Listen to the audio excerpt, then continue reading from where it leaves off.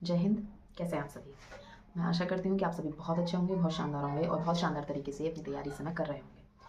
तो यूपीएसआई का exam March में है, आधी जनवरी जा चुकी है, तो आपके पास ऑलमोस्ट 2 महीने का समय बचा है और ये 2 महीने कब निकल जाएंगे तैयारी करते करते आपको पता भी नहीं चलेगा और आपका एग्ज़ाम आ चुका होगा।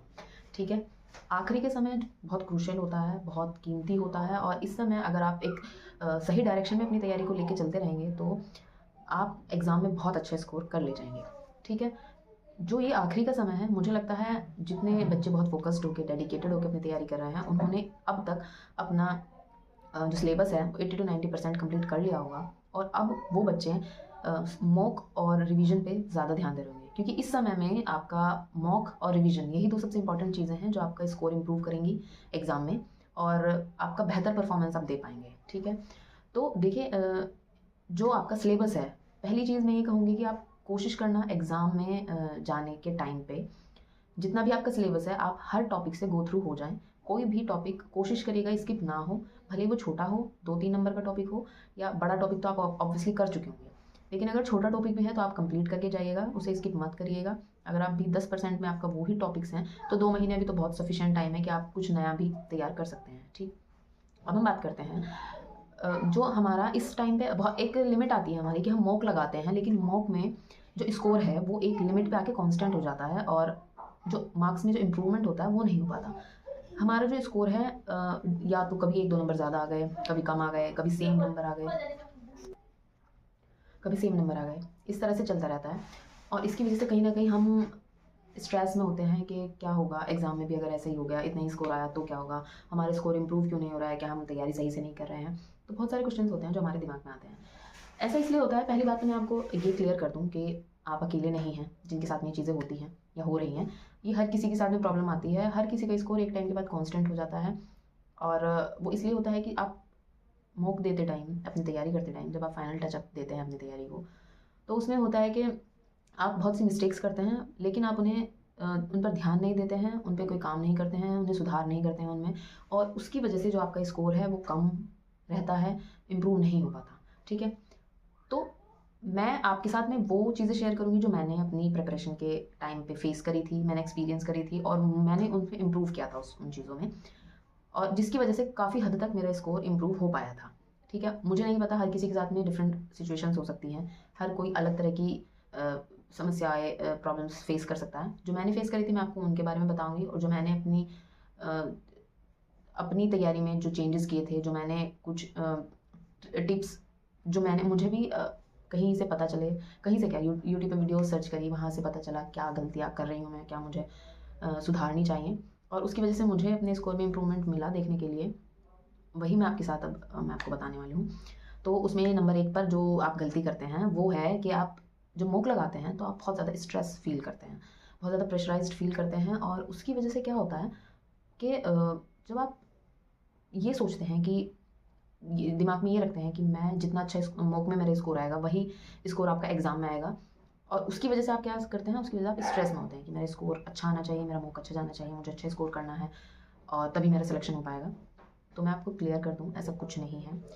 मॉक के स्कोर का एग्ज़ाम के स्कोर से बहुत हद तक कोई लेना देना नहीं है, क्योंकि कुछ सिचुएशंस में हो सकता है कि आपका मॉक का स्कोर और एग्ज़ाम का स्कोर थोड़ा बहुत आसपास आए, लेकिन कभी कभी क्या होता है, कभी कभी ऐसा भी होता है कि जो आपने मॉक दिया है हो सकता है वो बहुत टफ हो और एग्ज़ाम जो है वो हल्का आ जाए, या इसके अपोजिट आपने जो मॉक दिया है वो बहुत ईजी हो और जो आपका एग्ज़ाम है वो टफ आ जाए। तो सिचुएशंस क्या होंगी ये किसी को नहीं पता है। तो बिल्कुल भी मॉक लगाते समय एक तो स्ट्रेस नहीं लेना है, प्रेशर नहीं लेना है किसी भी चीज़ का। आपको बहुत शांत दिमाग से, बहुत ध्यान से क्वेश्चंस को पढ़ना है।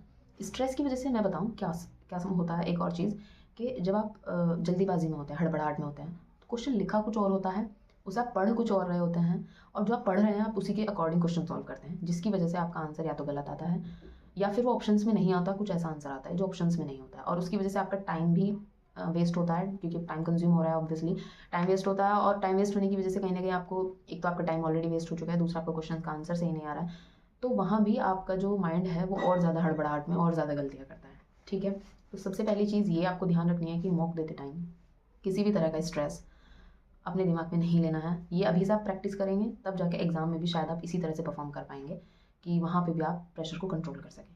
मॉक का दूसरा मॉक लगाने का ये भी एक फ़ायदा है कि आप जो एग्ज़ाम का जो एनवायरनमेंट है उससे पहले से ही फेमिलियर हो जाते हैं। आपको एग्ज़ाम में अपना किस तरह से अपने प्रेशर को कंट्रोल करना है और उसे कंट्रोल रखते हुए एग्ज़ाम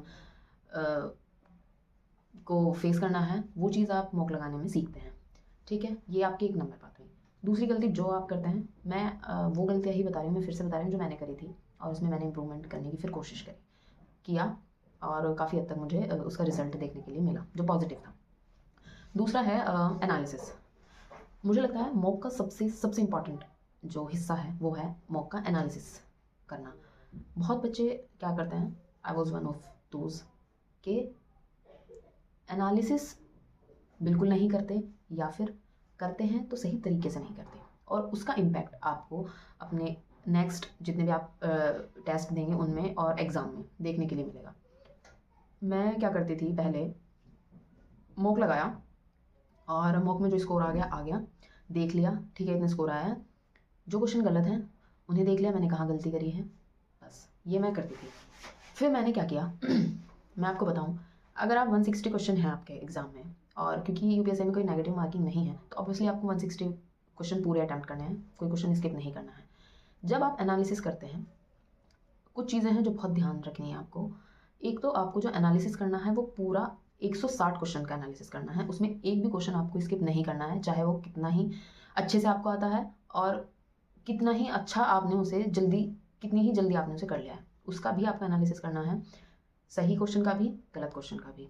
ठीक है, जब आप एनालिसिस करते हैं तो जो आप सही क्वेश्चन का एनालिसिस करते हैं उसमें आपको ये देखना है, कई बार क्या होता है कि जो सपोज़ करिए आप किसी भी प्लेटफॉर्म से आपने मॉक लगाया तो कभी कभी होता है कि वो जो प्लेटफॉर्म वाले होते हैं ना वो उसके जो एनालिसिस सॉल्यूशन देते हैं उसमें कोई दूसरा मेथड भी दे देते हैं, कोई ट्रिक दे देते हैं, हो सकता है वो ट्रिक या वो दूसरा मेथड आपको नहीं पता हो। तो आपको ये देखना है कि उन्होंने मेथड दिया है क्या वो मेथड आपने जिस मेथड से वो क्वेश्चन सॉल्व किया है उससे ईजी है या टफ है। अगर वो मेथड या ट्रिक आपके मेथड से ईजी है तो उसे आपको एक रजिस्टर बनाइए जो मॉक एनालिसिस के लिए स्पेशली होगा। उसमें आप बाकायदा शिफ्ट कौन सी तारीख का है, कौन सी डेट का है, कौन से प्लेटफॉर्म से दिया है, अगर आप ऑफलाइन दे रहे हैं तो कौन सी बुक से दिया है, हर चीज़ नोट करिए ताकि इन फ्यूचर आपको इसमें आसानी रहे अगर आपको क्वेश्चन दोबारा से देखना हो। उसमें सेक्शन बनाइए मैथ्स, इंग्लिश, रीजनिंग, जीएस, ठीक, वो क्वेश्चन नोट करिए, वो ट्रिक नोट करिए जो आपको नहीं मिली है। गलत क्वेश्चन का जब देखते हैं तो उसमें देखिए कि आपने गलती कहाँ करी है, क्या चीज़ है कि आपने क्वेश्चन पढ़ने में जल्दबाजी करी इस वजह से सिली मिस्टेक्स हुई, या आपको क्वेश्चन बिल्कुल ब्लैंक थे, आपको आता ही नहीं था, या फिर आपकी कैलकुलेशन में कहाँ मिस्टेक रही या कहाँ आपने टाइम ज़्यादा लिया। ये चीज़ें भी ध्यान रखनी है कि किन क्वेश्चन में आपने टाइम ज़्यादा लिया है, कौन से क्वेश्चन आपने बहुत जल्दी सॉल्व कर दिए हैं, और जिस क्वेश्चन में टाइम ज़्यादा लिया है तो क्यों लिया है, क्या उसकी कैलकुलेशन लेंदी थी या जो मेथड था वो लॉन्ग मेथड था, क्या रीज़न रहे। ठीक, अब हम बात करते हैं नंबर 3 जो कि है कैलकुलेशन स्पीड। जब मैंने अपना एग्ज़ाम दिया था, मेरे एग्ज़ाम में जो कैलकुलेशन थी, मैं ये कहूँगी क्वेश्चन ठीक थे, क्वेश्चन बहुत घुमा फिरा के मतलब बहुत टफ क्वेश्चन या कॉम्प्लिकेटेड नहीं थे, क्वेश्चन ठीक थे, बट जो उन्हें टफ बना रही थी वो थी उनकी कैलकुलेशन, क्योंकि कैलकुलेशन बहुत लेंदी कैलकुलेशन के क्वेश्चन पूछ रखे थे जिसमें बहुत टाइम टेकिंग थे, और उसकी वजह से एक लिमिट पे आके मुझे ऐसे भी लग रहा था कि मैं पूरे 160 क्वेश्चन अटैम्प्ट कर भी पाऊंगी या नहीं 2 घंटे के अंदर। तो ऐसी जगह पे आपको काम आती है आपकी कैलकुलेशन की स्पीड, जितनी फास्ट आपकी स्पीड रहेगी उतनी फास्ट आप क्वेश्चन सॉल्व कर पाएंगे, और जो टाइम बचेगा वो आप उन क्वेश्चंस पे दे सकेंगे जो आपके थोड़ा टफ क्वेश्चंस हैं जिनमें कुछ कंसेप्ट ही कुछ अलग लगा हो। ठीक है, कैलकुलेशन की स्पीड के लिए मैंने आपको पहले भी अपनी वीडियोज़ में बताया है कि आप स्क्वायर्स मिनिमम 30, ज़्यादा से ज़्यादा आप जितना अच्छा कर सकते हैं उतना अच्छा करिए। क्यूब मिनिमम 20, ज़्यादा से ज़्यादा वही आप जितना कर सकते हैं। ठीक है, पहाड़े टेबल वो आप एटलीस्ट 25 तक करिए, ज़्यादा से ज़्यादा आप जो आपकी सुटेबिलिटी है, ठीक, जितना आप सुटेबल हो।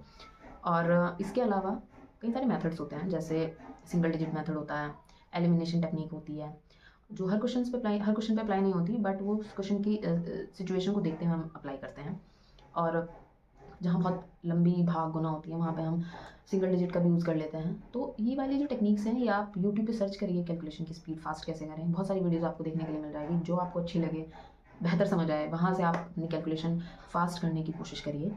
और ये आपको मैथ के साथ साथ रीजनिंग में भी इसकी बहुत मदद मिलेगी, और जब आपकी कैलकुलेशन की स्पीड इंप्रूव होगी, थोड़ी सी भी इंप्रूवमेंट अगर हो पाएगी तो आप उसी से अपने एग्ज़ाम में उसका चेंज देख पाएंगे। ठीक, नंबर 4 प्रीवियस ईयर जितने लगा सकते हैं उतने लगाइए। मुझे लगता है जो जैसे अब 2026 में एग्ज़ाम होगा ठीक है, 25 में फॉर्म आए हैं, 26 में एग्ज़ाम होगा। तो 2021 के जितने भी शिफ्ट हैं, कोई शिफ्ट, मैं ये कहना चाहूँगी प्लीज़ कोशिश करिएगा कि कोई शिफ्ट आप ना छोड़ें। हर शिफ्ट के एग्ज़ाम लगा चुके हों।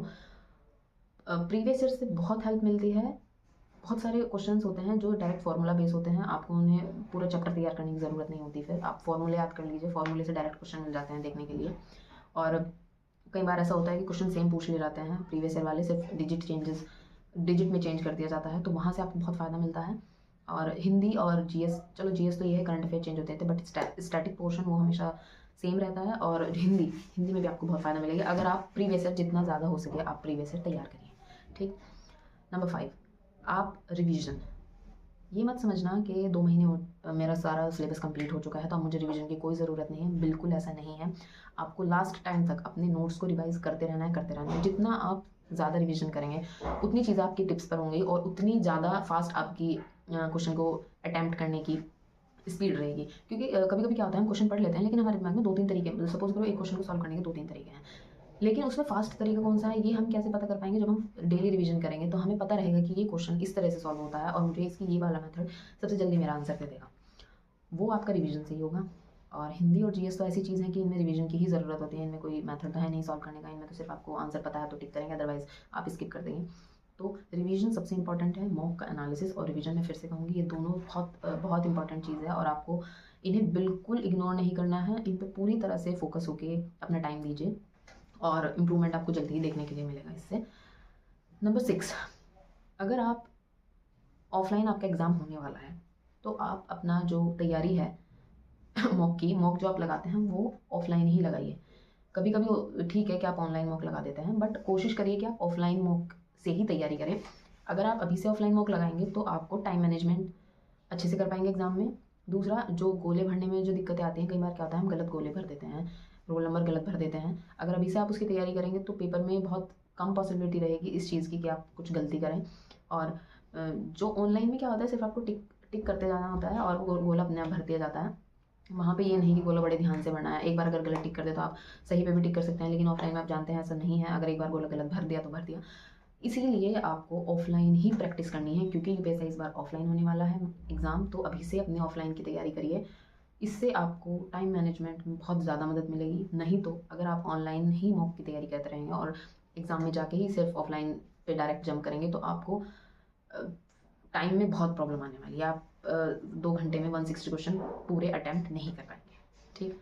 नंबर 7, जो भी नंबर हो मुझे नहीं ध्यान है कौन सा है, ये है क्वेश्चन को स्किप कब करना है। कौन से क्वेश्चन को आपको स्किप कर देना है? देखिए क्या होता है, मान लो मैं कोई पेपर दे रही हूँ, एक क्वेश्चन मेरे सामने आया, मुझे समझ आ गया ये क्वेश्चन कैसे होना है। ठीक है, मैंने इसे सॉल्व करना शुरू करा, लेकिन वो क्वेश्चन कहीं बीच में जाके अटक गया। और ये बात मुझे ऐसे लग रही है, अरे मैंने तो इस टॉपिक को इतने अच्छे से पढ़ा है, मेरा तो कोई क्वेश्चन इस टॉपिक से छूट नहीं सकता, ये क्वेश्चन कैसे मुझसे नहीं हो पा रहा है। मैं उस टॉपिक पे मैंने 2-3 मिनट दे दिए लेकिन मेरा आंसर नहीं आ रहा और मैं वहीं अटकी हुई हूँ कि नहीं, मुझे टॉपिक कंप्लीट कर मुझे क्वेश्चन कंप्लीट करना है क्योंकि मुझे बहुत अच्छे से टॉपिक आता है। इसकी वजह से कितना आपका टाइम वेस्ट होता है। उस टाइम में हो सकता है आप आगे के आने वाले 2 या 3 क्वेश्चन सॉल्व कर सकते थे। तो आपको ये पता होना चाहिए कि कब आपको क्वेश्चन को स्किप कर देना है। अगर आपको 10 से 15 सेकंड या बहुत ज़्यादा तो 20-25 सेकंड तक, 20-25 सेकंड हालांकि मैंने बहुत ज़्यादा बता दिया है, अगर आपको इतने टाइम तक लग रहा है कि आप बिल्कुल ब्लैंक है, आपको समझ नहीं आ रहा है बहुत अच्छे से कि ये क्वेश्चन किस तरह से किस डायरेक्शन में लेके आपको आंसर दे देगा, तो उस क्वेश्चन को स्किप कर देना है। अगर आपने सॉल्व करने स्टार्ट करो और लग रहा है कि आप कहीं अटक गए हैं तो उस क्वेश्चन को वहाँ पे स्किप कर दीजिए, उसे बाद के लिए छोड़ दीजिए कि आप दोबारा जब आपका सारा पेपर आप पूरे पेपर को कवर कर लेंगे, बाद में जो आपके पास टाइम बचेगा आप उस टाइम में इस क्वेश्चन पे दोबारा से मेहनत करना। लेकिन अभी के लिए फिलहाल आप इसे साइड में रख दीजिए। ये आपको पता होना चाहिए, क्वेश्चन पे किसी भी क्वेश्चन पे अटकना नहीं है। ज़रा सा भी लगे कि नहीं ये दिक्कत हो रही है सॉल्व करने में, तुरंत उसे स्किप करिए, आगे बढ़िए। ठीक है। नेक्स्ट, आपको ये पता होना चाहिए कि आपको जो एग्ज़ाम है वो किस तरह से अटैम्प्ट करना है। मतलब 4 सेक्शन होते हैं, मैथ, रीजनिंग, हिंदी और जीएस।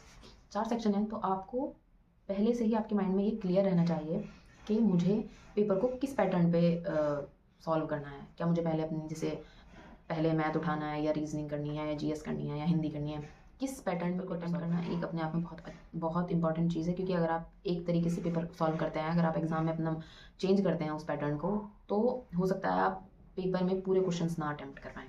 तो पहले से आप अपने माइंड में ये क्लियर रखिए कि आपको एग्ज़ाम में कौन सा पोर्शन पहले कवर करना है, उसके बाद कौन सा पोर्शन करना है, हर चीज़ आपको एक सीक्वेंस में ध्यान रहे। ठीक, next time management. Time management वही है कि आपको ये पता होना चाहिए मुझे इस पोर्शन पे इतना टाइम देना है, इस पोर्शन पे इतना टाइम देना है। सपोज करिए मैंने पहले जीएस उठाया, तो मुझे पता होना चाहिए अगर मेरा 2 घंटे का पेपर है, 120 मिनट का पेपर है, तो मुझे जीएस पे कितना टाइम देना है। मुझे मान लो मुझे पता है मुझे जीएस पे 15 मिनट देने हैं। 15 मिनट से अगर ज़्यादा, उसी हिसाब से मुझे क्वेश्चन की स्पीड को लेकर चलना है कि 15 मिनट में पूरे 40 क्वेश्चन पे घूम सकूँ। अब टाइम मैनेजमेंट में आपको पहले से पता होना चाहिए कि मुझे मैथ्स को 40 क्वेश्चन करने में मुझे इतना टाइम चाहिएगा ही चाहिएगा, इससे कम में नहीं हो पाएगा। उसी अकॉर्डिंग आपको हर सेक्शन का टाइम लेके चलना है। ठीक है, ये कुछ गलतियाँ थी जो मैंने करी थी और जो मैंने इम्प्रूव करी। इम्प्रूव एक दिन में नहीं होता है, हाँ, लेकिन आप पर डे इस चीज़ को प्रैक्टिस करेंगे तो डेफिनेटली आप इम्प्रूव कर ले जाएंगे। और अभी 2 महीने का टाइम है, बहुत है वैसे तो। अगर आप पूरा टाइम अपनी पढ़ाई पे देंगे इस समय और हर छोटी छोटी चीज़ में इम्प्रूव करेंगे तो आपका स्कोर बहुत अच्छा, आप रिजल्ट देखेंगे, स्कोर में बहुत अच्छा चेंज देखने के लिए मिलेगा। तो इसी के साथ बेस्ट ऑफ लक, जय हिंद। चेंज जो भी मैंने बताया है कोशिश करेगा, आप एक बार करके देखिए, हो सकता है आपको भी इससे फ़ायदा मिले, क्योंकि मुझे मिला था। और तैयारी में लगे रहिए, बहुत फोकस्ड होके, बहुत मेहनत से। बहुत अच्छा मौका है, मैं फिर से यही कहूँगी कि मेहनत करिए और सिर्फ मेहनत करिए। जय हिंद।